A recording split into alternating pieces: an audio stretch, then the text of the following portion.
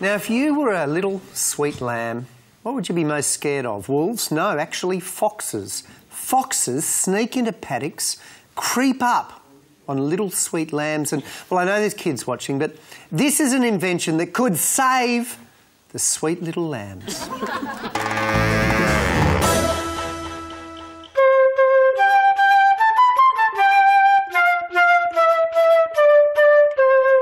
They're always out there, and after dark they pounce. Foxes and wild dogs prey on helpless farm stock at night.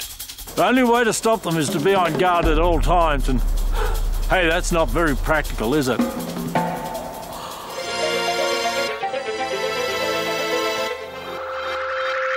My invention is a light system to repel foxes that prey on vulnerable farm stock. The system is designed around the fox's natural fear of humans. The lights are portable and placed in the paddock where it can be clearly seen by the fox before it gets too close.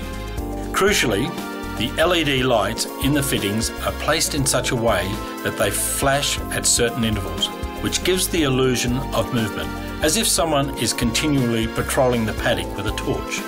With my invention, the lights are on, there's nobody home, but the wily fox is none the wiser.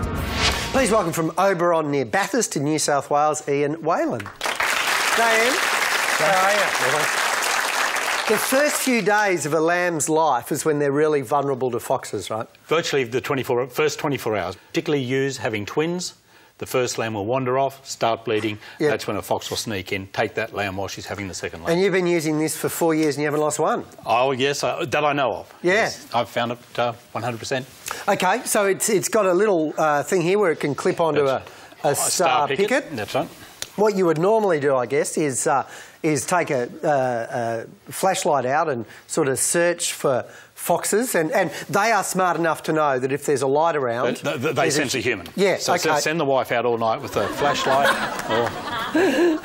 All right, so if night falls, yes, then there's a light sensor in that. That's right. That'll automatically turn on, and that will give the illusion... of somebody wandering in the paddock. And what you would do, you'd set up 4 or 5 of them within the paddock, as you would set up scarecrows. Yep. And then the fox will come in, see the light flashing, move on somewhere else. Now, we have a fox lurking in the background. There's its silhouette. Indeed. It's going. It works. Indeed. It works a treat. Goodbye, Indeed. fox. OK, it's morning now. The lights come up. And all, 1, 2, 3, they're all here. It's still here. Come across to the panel. How, you've sold about 20, have you? I've sold a few to my neighbours. Yeah. Yes, all the neighbours I talk to like the idea once I explain how it works. What do they cost? Oh, around about $60, $70. If you save one lamb, then that's... Well, lambs are worth somewhere between $120 to $150, fat lambs. Yeah. OK. Christine, farmer's daughter. Yeah, gee, Ian, you're getting a good price for your lambs, I have to say.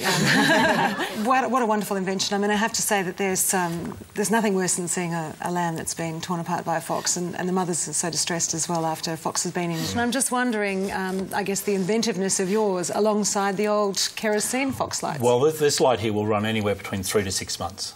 Really? Yes. So it's 8 to 10 hours a night? Yes, that's right. Depending on whether you're running summertime, wintertime. Wintertime, you've got a greater night span, so they won't run as long. And the fact that you've got it up on a star picket and that light seems to be up at sort of human head height rather than down shining in the fox's eyes. That's right. Well, see, the light will actually work from a distance. At some 300-400 metres, when the fox first sees the light, he will then divert around it, then he'll come to another light that is perhaps set up on another bank, and then eventually give up and move off to eat your neighbour's sheep. So, Ian, how have you tested this? Have you done some trials to show that it works? The 4 years that I've tested on, the first year when I set them up, and I didn't do any night shooting, didn't lose a lamb, but get baited that year. The next year, I didn't put any baits out. Once again, didn't lose any lambs. The third year, I moved my lambing forward 1 month ahead of my neighbours, and which meant that I was the only restaurant open.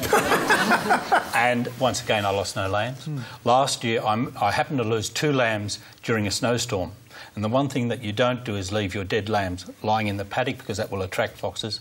I left them there, and for 6 weeks they weren't touched. Foxes are smart. They're a hell of a lot smarter than sheep. Actually, this biro is a lot smarter than a sheep. But I disagree. It was a cheap shot. I'm sorry. It was bad ovine racism. But what I'm wondering is, if this fox that's very smart gets scared by the light, doesn't it scare the lambs as well? No, it doesn't. When I went to LED lights, which are a lot brighter than just conventional bulbs, I thought that there could be the risk of sheep taking fright of this, but no, there's no effect at all. The sheep will actually camp around these lights, and you set these lights up a little thicker around their camp the whole year. Would it work for us, for burglars? If they're foxes. If they were foxy, yes. All right, summing up, Christine. Well, wonderful idea, and I'd love to see a solar version. Yes, I'm working on a solar version. Oh, look, this is an excellent alternative to some of the, the time-consuming or environmentally harmful, ways that we do it otherwise. I think your challenge is to convince the farming community that this is going to work. And also there's the native animals too. There's no reasons why this can't protect penguins or anything that is vulnerable to foxes. Yeah, well, that's the really interesting thing for me. The foxes are the biggest problem for our native fauna. So they take more than feral cats, so anything that keeps fox numbers down is terrific. Good on you. Thank you very much, Ian. Please thank Ian Whalan. Thank you. Thank you.